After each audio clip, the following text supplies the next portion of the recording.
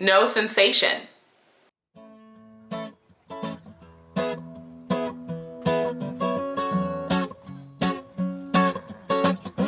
But before we go any further, make sure you hit that subscribe button. All right, so I'm just gonna go ahead and get right into it. I lost both of my breasts to breast cancer, and I lost both of my breasts by way of a bilateral mastectomy. So what is a bilateral mastectomy? This is a way of either treating or preventing cancer by removing almost all because there is no way to actually remove 100% of our natural breast tissue. So when they do a bilateral mastectomy, they go in, they cut you open. I've learned that doctors use various techniques. Some go underneath the breast, some go across the breast, some go above the breast, some do a whole bunch of crisscrossing. But they go in and they remove as much breast tissue as they can. From what I can remember, my surgery initially took about 3.5, maybe 4 hours. And the reason I say initially is because I actually had a really bad infection, and exactly 6 days later I had to go back in to have my expanders, which is something that they put in after they've removed all of your tissue. I had to have all of that removed. It had to be cleaned out. They had to do a whole bunch of stuff. Put the expanders back in, sew me back up, and so I kind of consider that my second bilateral mastectomy. But it really isn't. It's really not a second bilateral mastectomy, but it felt like it because I was in surgery for like another 2.5 hours. So when you meet with your doctor and they're talking about all of the different options that you have, your doctor may actually suggest for you, hey, based on your prognosis, it is best for you to have a bilateral mastectomy, or you could just go with a unilateral mastectomy, which means they only remove one breast, or you could go with a lumpectomy. So your three options are bilateral mastectomy, unilateral mastectomy, and a lumpectomy. So those three choices are very, very difficult when you are under such kind of pressure. You've got so many things running through your mind. You're scared, you're angry, all of the information is coming at you full force that it's kind of hard to really understand what your options are. So good doctors anyway tell you to go home, take your time, and kind of think about it. And anyway, I chose a bilateral mastectomy for a couple of reasons. One of my main reasons is, I'll admit, it's for vanity reasons, right? So I was 29 years old when I was diagnosed, and you do have the option of going flat, which means that after they remove your breasts, nothing's done. They just they sew you back up, you remain flat. And there are many women out there who choose to do that. And I mean, that there's absolutely nothing wrong with that. I think that it is very empowering for a woman to be able to say, you know what, cancer did this to me, I'm not even going to be bothered. But for me, I was 29, I had had breasts since I've been like 11, maybe even 10 years old, and I just was not ready to not have breasts, right? So I decided that I was going to remove my breasts and I was going to replace them with implants, which I'm going to talk about in another video because here we're focusing on mastectomies. But that was one of the main reasons I decided to go with a bilateral mastectomy as opposed to a unilateral mastectomy. So I could have had just one breast removed, right? The breast that had the cancer, the one that developed the cancer. But for me, and even after having conversations with my doctor as well as other survivors, having just a unilateral would mean that my other breast would look how it normally looks, and the breast that developed the cancer with the expanders and then once exchanged to implants would look very perky and up there. And so I just I knew I wouldn't feel comfortable with having my breast look so different. The doctor did say that I would have had the option of, when they were replacing the breast that developed the cancer, they could, on the other side, then kind of make some adjustments and, you know, do like a breast lift or breast, you know, just adjust it so that it could look closer.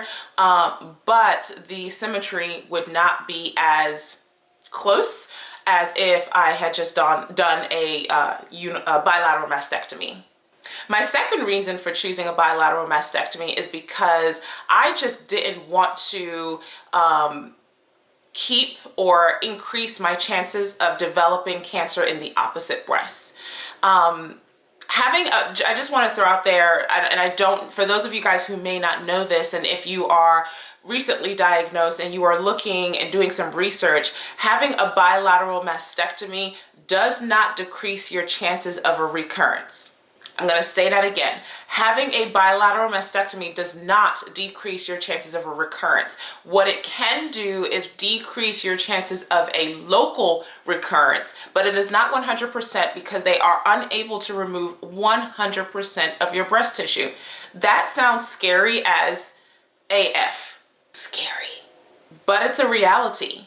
It is a reality, and it was a reality I initially did not want to accept, and I had a hard time acknowledging. Why would you remove my breast and tell me that it could still come right back? So I want to dispel one of the myths that when you have a bilateral mastectomy, you cannot get cancer again. This is a myth. Well, the human body is a very complex thing, and it does what it does. And it made even more sense when my doctor broke it down and said, it's like taking a scapula, right? We can go in there and scrape as much as we want. But because the breast tissue rises into the chest wall, because it goes under the armpits, because it goes in the rib cage area, there's only but so much. So even if we say we are removing 99% of your breast tissue, there is that 1% chance that there are cells that are laying dormant, or that there are cells that have escaped before we even did the surgery or before you even have chemotherapy.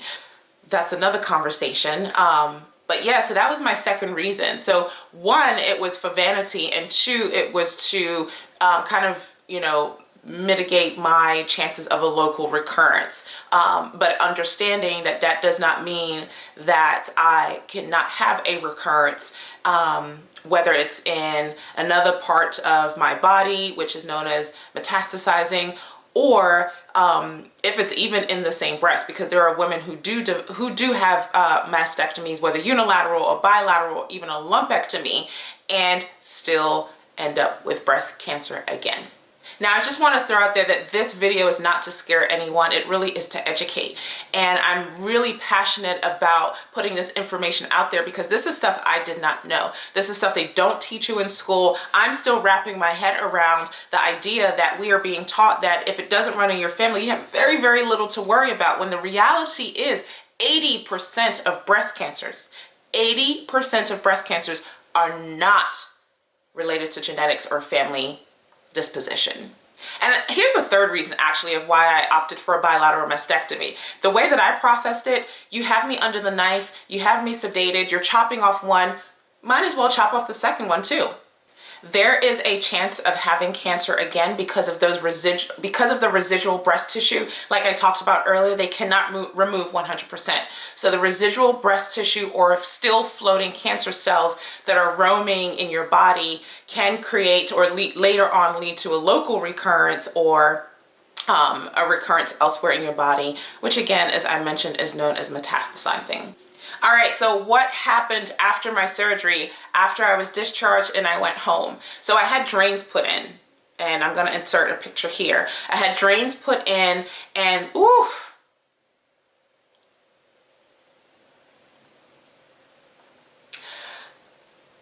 All I'm gonna say is the process was the worst. When I say the worst, I was a big baby. I mean, and many people would say rightfully so, but it was painful. So I had drains put in, and they were put in like this area of my, like right by the rib cage area. And so, blood would flow through the drains, and I'd have to empty them out every couple of hours or after it reached a certain number of ounces.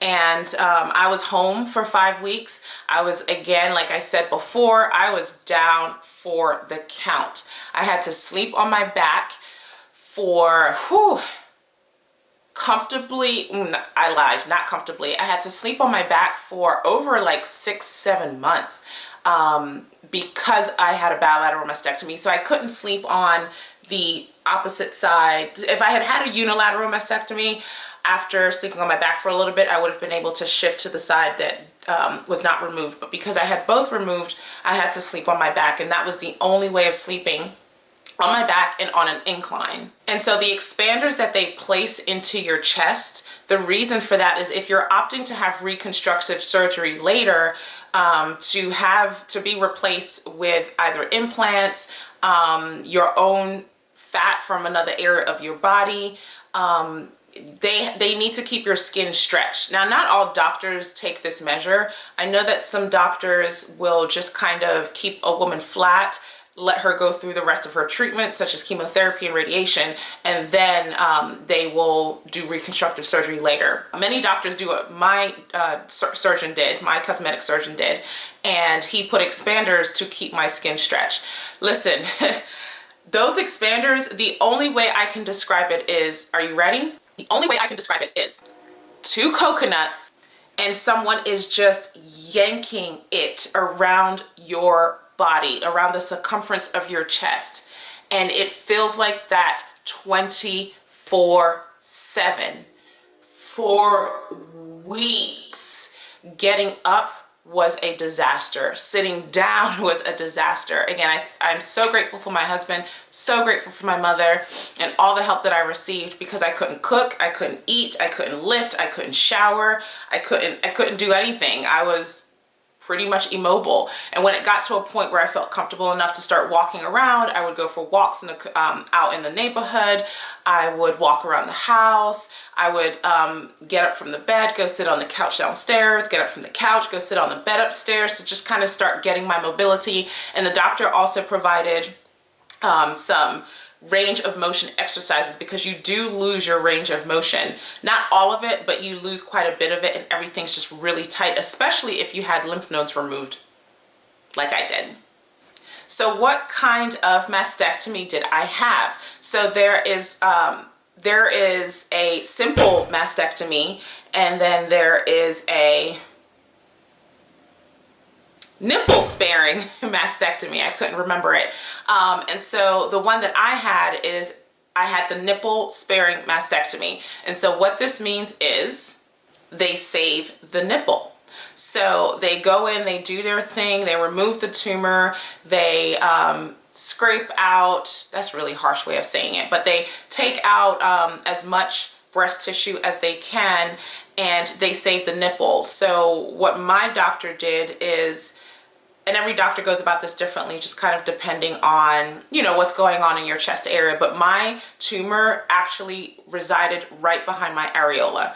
So even though it moved, it was growing behind my areola. So my doctor actually had to, and this might be a little bit too gory for some of you folks, but he had to cut off my areola, remove it, pretty much sit it on a table, do what he needed to do, and then sew it back on. I do still have both my nipples. But what comes with a bilateral mastectomy and having a nipple sparing, and even really with a simple mastectomy where you are left with no nipples, and you'll see a picture for reference, you lose all feeling. Gone. Nada. Zilch. I have no feeling in my chest. No sensation. All gone. Some doctors say that over the years it gradually comes back. Some say that for some women it never comes back. For some women it might come back in one breast. For some women it comes back in both. For some women it comes back slightly. It just all depends. But I haven't gotten my sensation back. So I'm kind of used to it now. At first it was kind of awkward, but I've accepted it, and hey, I'm here and I'm alive, so I'll take it.